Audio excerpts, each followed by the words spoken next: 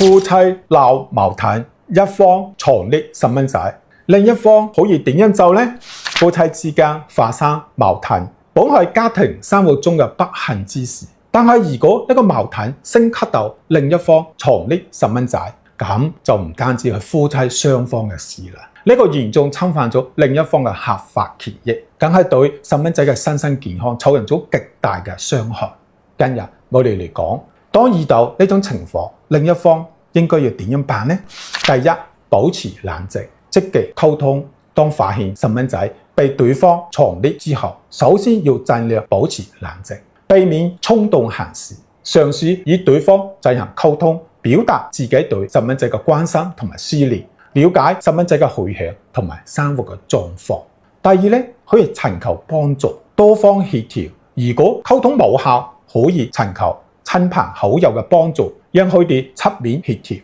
緩和雙方嘅矛盾。同時，亦都可以向社區嘅居委會、村委會等基層組織反映情況，請求佢哋介入調解。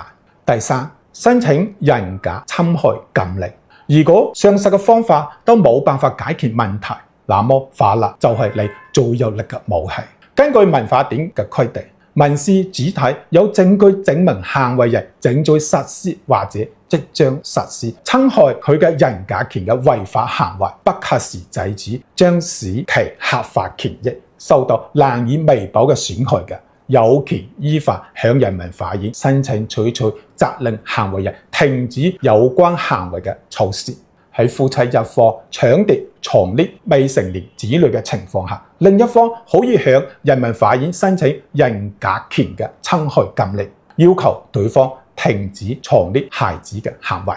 2025年2月1號起實施嘅最高人民法院關於適用民法典嘅婚姻司法解釋，亦都有明確嘅規定。據此提醒，喺申請人格權侵害禁令之前，需要收集相關嘅證據，證明對方存在藏匿子女嘅行為，以及呢種行為對自己同埋細蚊仔嘅合法權益造成損害。例如可以收集與對方嘅通話記錄、短信、微信聊天記錄等，證明自己多次要求探望細蚊仔，但係被拒絕。亦都可以收集自己尋找細蚊仔嘅出行記錄，向相關部門求助嘅證明等，以證明自己積極履行監護職責。請求符合規定嘅時候，人民法院將依法對搶奪、藏匿嘅一方簽發人格權侵害禁令，以保護另一方嘅合法權益。